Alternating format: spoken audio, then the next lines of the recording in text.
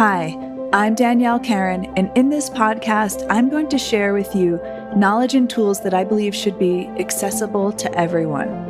They're fundamental and essential to being human. Embody Your Power is an integrative model that bridges science, spirituality, and ancient wisdom to give you the resources needed to live your fullest potential.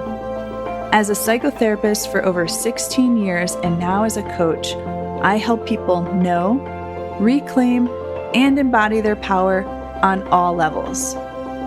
It's my mission to help you connect to your unshakable resilience, to know true power and freedom, to be sovereign, and to remember your divine nature.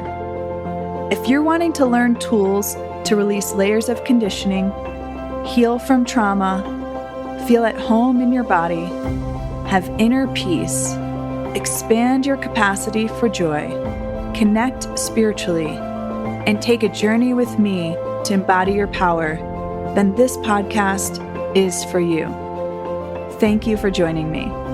Together, let's raise our consciousness to help evolve humanity.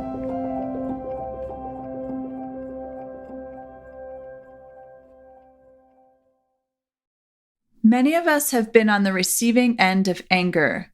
We know how painful it is when someone else's pain, discomfort, disgust, or even hatred is aimed at us. Anger is generally seen as a bad or destructive emotion because of how much suffering it can cause. Rarely do we learn that anger has wisdom and how to work with anger in healthy ways. Anger can be utilized to create healthy boundaries and restore our power. When we're able to create boundaries with others and others respect our boundaries, we feel a greater sense of safety and relaxation navigating relationships and the world.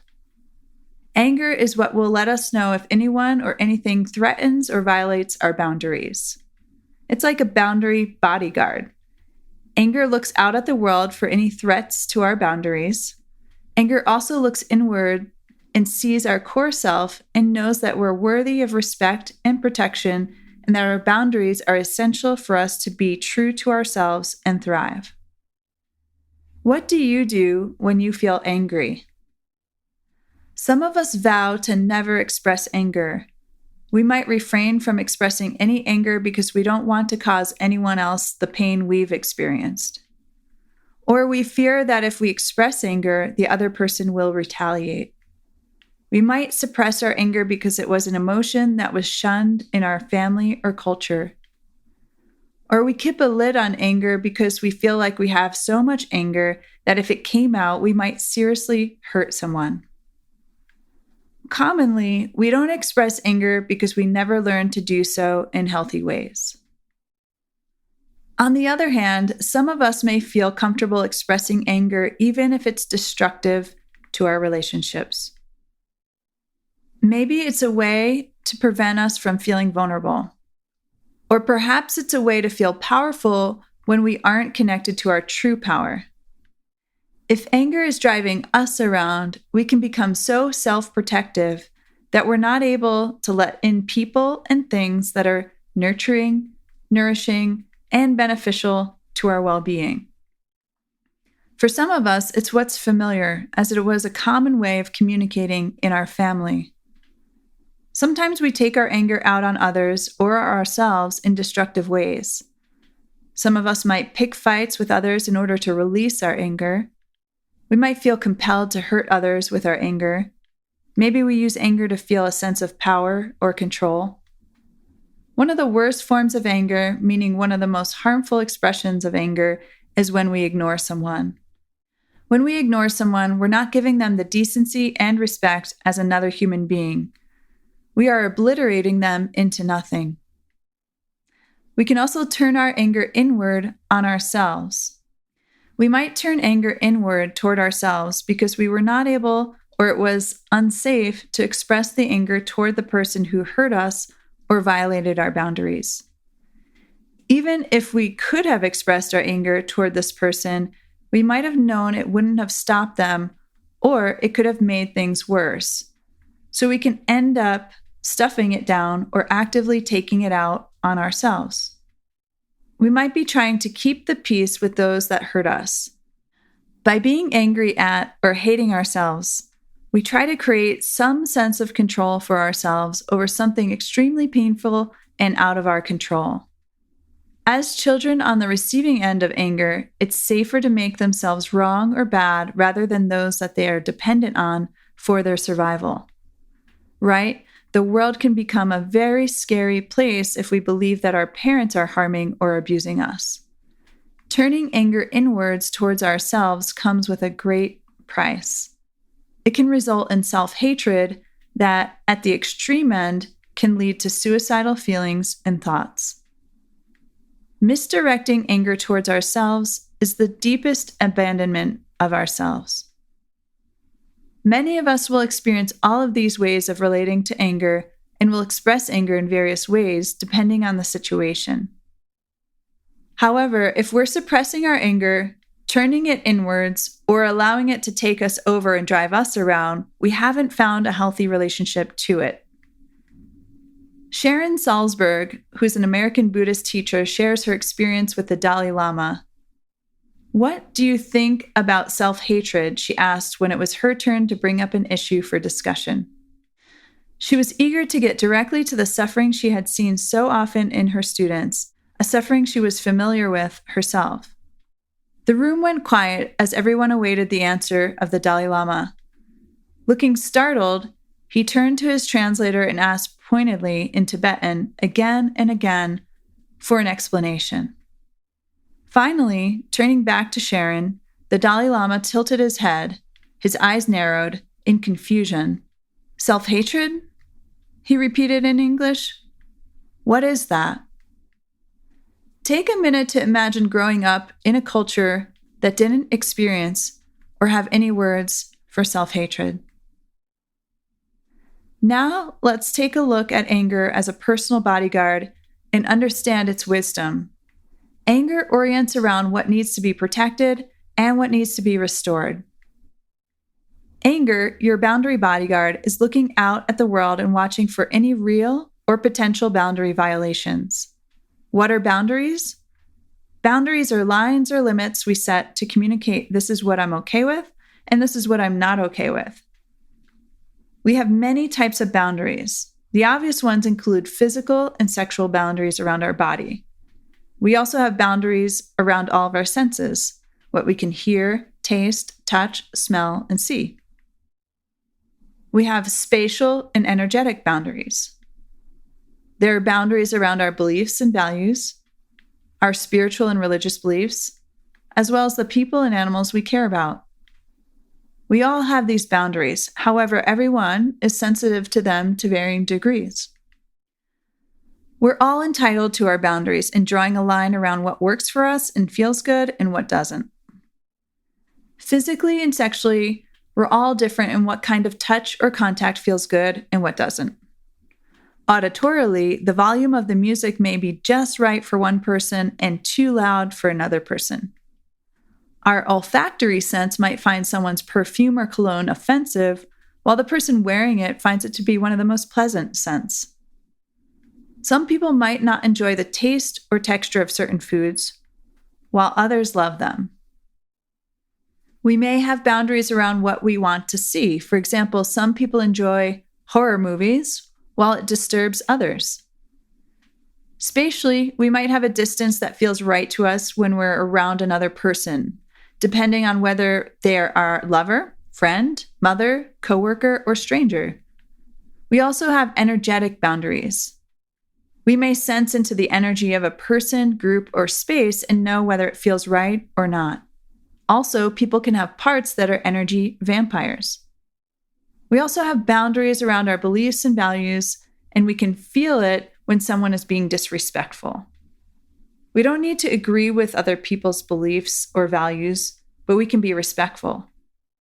A parent can impede on a child's spiritual boundaries by withholding love and acceptance if the child doesn't practice the same religion or if they have some different beliefs about God. Using any belief or religion to be aggressive towards someone else is a boundary violation. I believe we're all unique expressions of Source, and Source is here to have a unique experience through each person. We all have free will to have our own unique experiences and perceptions. We're here to honor the unique way that Source wants to move through each person as long as they're not causing harm. We have boundaries for protecting people from being harmed. When someone disrespects or violates any of our boundaries, our boundary bodyguard will stand up and be protective of us. It will let us know through feelings and emotions that what just happened was not okay. Our anger is alerting us to our boundaries. It wants us to take action by either asserting our boundaries or restoring our boundaries. Boundaries are an important part of embodying our power. I'm not advocating the use of boundaries as a way to be a victim. If someone disrespects or violates our boundaries, our goal is to find our way back to feeling empowered. For example, let's say someone's uncomfortable with any kind of touch. If another person reaches in for a hug or bumps into them with no intention to cause harm, we're not wanting to use our boundary around touch to attack the other person or feel like a victim. If someone was intentionally trying to harm us and we were assaulted, it's important to make space to hear from our parts that felt victimized and hold the pain of the experience. And it's important to find our way back to feeling empowered by connecting with our core self. Likewise, I'm not advocating the use of boundaries as a way to try to have power or control over another person. For example, let's say someone has a limited food diet or food allergy, and they use that as a way to have power and control over others by not allowing anyone else to choose a restaurant to eat at. Now let's look at who the boundary bodyguard is protecting, and how does it know we're worthy of protection? Anger knows our true nature. It knows that we're inherently worthy of love and being treated with respect. Anger knows that we're worthy of respect and protection even when we didn't receive these messages from our families. If anger didn't see you as innately worthy of being treated with respect, then it wouldn't care if someone crossed your boundaries and you wouldn't be angry. If anger has been suppressed, we can be giving our power away and allowing ourselves to feel insignificant. Therefore, when we have low self-esteem or don't like ourselves, it's important to look for where or how we may be suppressing our anger. On the other hand, if anger takes over and drives us around, we lose our power because we lose touch with our core self. Anger is trying to alert us to our boundaries. This is why we want to make sure we're open to what anger is trying to communicate and to not suppress it. When we are in right relationship with anger, it can help us experience love and compassion for ourselves and connect with our innate worthiness. Anger can also help us restore our boundaries so that we can embody our power. Let's explore ways to work with anger. We can work with anger as a part. Throughout this podcast, you've heard me talk about parts. Anger is a protective part of our psyche. It has an intention to help or protect you. It's afraid that if it didn't get angry, you might get hurt in some way. Now let's see if you can get an image of the angry part. When you feel angry, work to separate from the part so that you can access your core self. You can learn more about how to do this in episode 5 and 6. Notice how you feel when you separate from the angry part. You may need to ask a number of parts to step back in order to access your core self energy. Once you are in your core self, ask the part what its intention is to help or protect you. Remember, this is different than how it's going about it. Help the angry part feel seen and heard by your core self for its intention to help you. Notice what it's like for the angry part to feel seen and heard. Also, it's important to speak for your angry part rather than from it. This would sound like, a part of me is angry, versus, I'm angry at you. Can you hear and feel the difference? When we speak for the part, we can stay connected to our core self. Now, once you're able to separate from the angry part and access your core self, then we can respond to the situation in a way that's in alignment with our true self and our integrity.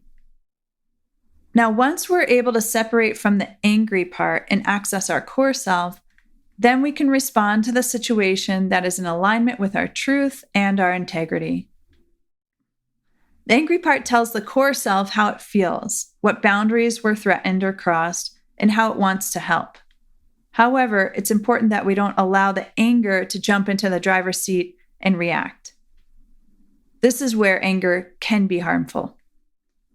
For example, let's say your core self is driving your car and the angry part is in the back seat.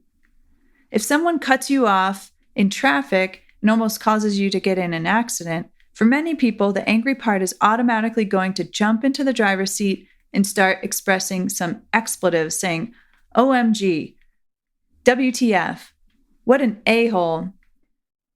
There may also be a scared part that got rattled during that incident. The work is to separate from the angry part as soon as you can to get your core self back into the driver's seat.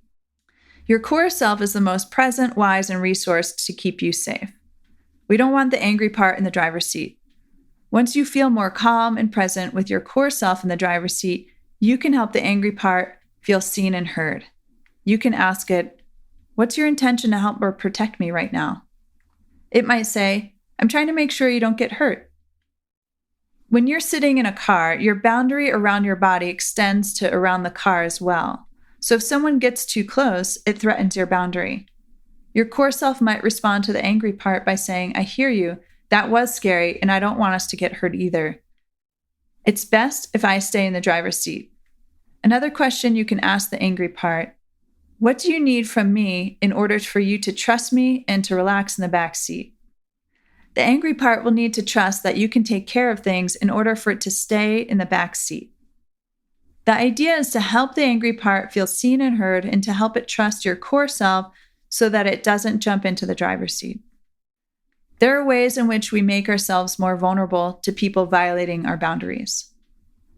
When we're seeking others' love or approval, we may sacrifice our needs around boundaries for another person.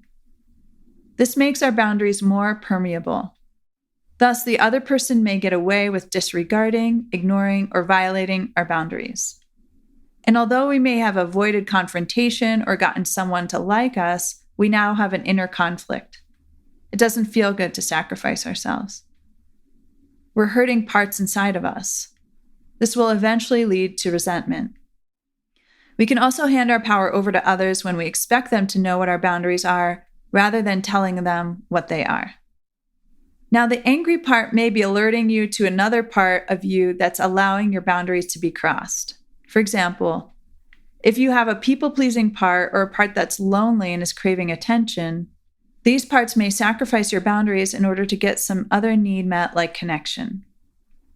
This can look like seeking attention from someone who doesn't treat you well, but your parts override your boundaries about how you're treated because they want connection and they don't want you to feel alone. The wisdom of anger is that it will let you know that by doing this, you're hurting another part of yourself, and it will attempt to get you to put up boundaries so that you don't hurt these parts that will feel the pain of being mistreated. Putting up a boundary can be as simple as saying no. However, many people do have a hard time saying no. Why is it important to assert your boundaries? Speaking up for your boundaries and not overriding them is essential for your mental, emotional, and physical well-being, as well as for nurturing healthy relationships and personal growth. It's a key aspect to self-care and self-respect, enabling you to lead a more fulfilling and balanced life. Let's look at some more ways asserting boundaries is essential to our health. Setting and maintaining boundaries is a fundamental aspect of self-respect. When we communicate our boundaries, we're telling others that we value ourselves and our needs. Self-respect is essential for healthy self-esteem and self-worth. Overriding our boundaries often leads to stress, resentment, and burnout. By speaking up for our boundaries, we can protect our parts as well as our physical and emotional well-being. It allows us to manage our energy and time effectively. Boundaries are crucial for building and maintaining healthy relationships. When we communicate our boundaries, we establish clear expectations with others. This clarity can prevent misunderstandings and conflicts, fostering healthy relationships. Communicating our boundaries in relationships is a loving thing to do. We're caring for ourselves, the other person, and the relationship. Overriding our boundaries in relationship can lead to resentment and conflict. We can relieve ourselves from anger and frustration by letting others know what and where our boundaries are. When we're firm with others who may try to push our boundaries, we prevent ourselves from getting angry. When we assert our boundaries, we embody our power. We stand in our truth. We're sovereign. We're not giving our power away, nor are we trying to have power over others with our boundaries. Respecting our own boundaries sets an example for others to do the same. When we have healthy boundaries, we can encourage others to have healthy boundaries as well. Many people don't know what healthy boundaries are because they grew up in a family that didn't model healthy boundaries. Maybe they had parents who were constantly overriding their boundaries. For example, a child feels sick and are forced to go to school. A child's encouraged to override their boundaries to kiss and hug a relative that they feel uncomfortable around. A child doesn't like spiders and an older sibling puts them in their face. A child is scared to learn how to swim, but a parent pushes them into the water. Or a child's body is touched in ways that they don't like or aren't able to consent to. Overriding a child's boundaries makes it harder for them to assert their boundaries or even know what healthy boundaries are. Encouraging children to have healthy boundaries helps them discern between safety and danger. You help them develop their own ability to detect boundary ruptures and to protect themselves. Failing to assert our boundaries can make us vulnerable to exploitation or manipulation by others. By standing up for our boundaries, we protect ourselves from being taken advantage of. Overriding our boundaries can lead to feeling overwhelmed. When we speak up for our boundaries, we can regulate our emotions more effectively because we're not suppressing our true feelings and needs. Recognizing and communicating our boundaries is a part of personal growth and self-awareness. It allows us to better understand our needs, preferences, and limits, as well as respect those of others. Living in alignment with our boundaries reduces the stress of constantly trying to please others or meet unrealistic expectations. It allows us to focus our energy on what truly matters to us. Boundaries are an important part of self-care. Now let's continue to look at ways to work with anger. When the intensity of our anger seems to be disproportionately more than seems appropriate for a situation, then we may have anger from our past that we haven't been able to successfully complete. We can feel more balanced in relationship to our anger when we're able to complete any incomplete fight responses from the past. We can do this by bringing our awareness to the body and assist the brain and body in feeling a completion. This may also include assisting any part of ourselves that feels hurt from past boundary ruptures to experience a completion or corrective experience. When we make our boundaries more permeable to others and people impact us negatively, we may have another part trying to compensate for this by making our boundaries very rigid. I call this an inner tug of war. One part is pulling us in the direction of loosening our boundaries, and the other part is compensating and pulling us in the direction of making more rigid boundaries. The intensity of our anger may be extreme because there's another part of us that has various reasons why we shouldn't express our anger, and so it has been trying to suppress our anger. This can lead to an explosion of anger when it finally gets to a breaking point. This can also lead to feeling overwhelmed by our anger and feeling uncertain about how to handle it. Many people express a fear of their anger. They're afraid that if they allowed it to be expressed, that they would be out of control. We can ask ourselves what kind of resources and support the part of us that is angry would want or need in order for us to feel safe to express our anger. Sometimes we can express our anger in a way that is respectful of ourselves and others. However, in situations where we're actively being harmed, it's appropriate and important to use all of our resources, including our anger, to protect ourselves. The appropriate action to take when someone violates our boundaries depends on the boundary violation. If someone is harming you, then your anger may lead to fighting back in any way that you can in order to protect yourself and survive. Another way to work with anger is to help release it from your body in a healthy way. Have you ever gotten so angry that you have the urge to throw or break something or hurt someone, but the situation wasn't appropriate for us to react from anger? We need to find a way to release our anger that doesn't cause ourselves or anyone else harm. As discussed in episode 3, Wired for Survival and Completion, there is a way to help our nervous system move an impulse to fight through to completion. The way we do that is by being present and mindful. If we're angry and we try to complete a fight response while we're mindlessly consumed by rage or picking fights, we won't help our body feel resolution. It will only provide a temporary outlet, which means we'll be stuck in a pattern trying to experience resolution, but we won't get there. When we're angry, we can help our body experience resolution by imagining in slow motion what our body wants to do and stay present with what we feel in our body while we're imagining this.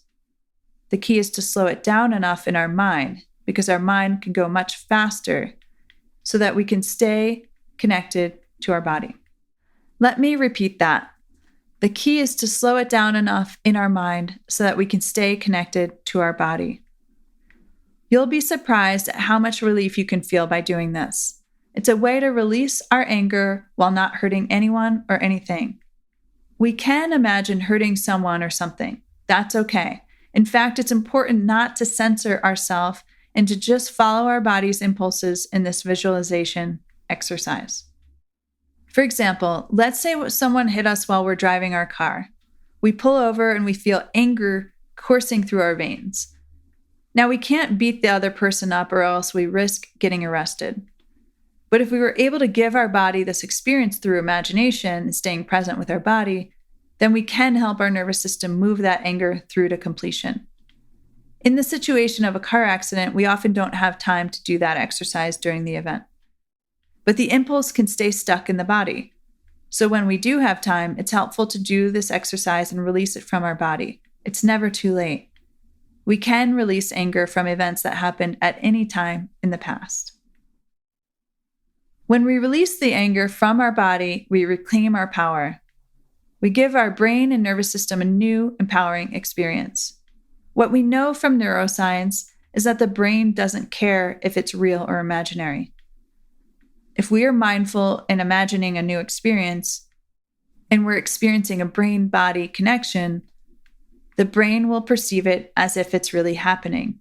And what's great is that our body will give us the feedback on whether it's integrating the new experience or if we're just doing a mental exercise. We are not meant to feel defeated. So we want to help the body move those experiences through to completion to feel empowered. When talking about anger, it's also important to talk about forgiveness. When someone violates our boundaries, we can get stuck in feeling angry. We can feel like a victim. You are too divine to be a victim. When we are feeling like a victim, waiting for someone else to make it right, or we're stuck in anger, we give our power away. When we can find authentic forgiveness, we reclaim our power. It's important to note that whenever we assert our boundaries, we run the risk of disappointing others. So it's important that we learn how to be with the feeling of disappointment, whether it be ours or others. It's a natural consequence to wanting something, and everyone gets to advocate for their desires. Whether it be someone inviting us somewhere, asking us for something, or telling us what they like or don't like, it's okay that they feel disappointed if we say no. We can work with our parts from our core self to show them that we can be with the feelings that come up around disappointment. In conclusion, when we know how to listen to our anger and utilize it to help us assert our boundaries or restore our boundaries, we can harness the wisdom of our anger, and as a result, we embody our power. At the end of this episode, I offer some things to reflect upon. Take some time to see if your anger is in response to someone crossing or attempting to cross a boundary.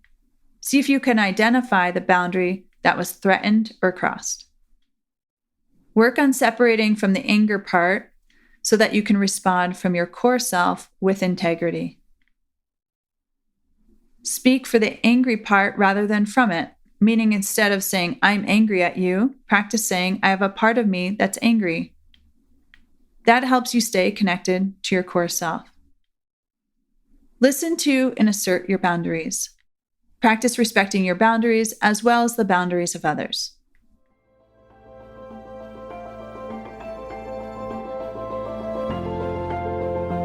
Thanks for listening to this podcast. If you found this episode helpful, please consider assisting me in reaching more people by sharing it with others or writing a review. Together, let's raise our consciousness to help evolve humanity. For more information, please visit my website, daniellekaron.com. That's DANIELLECARRON.com.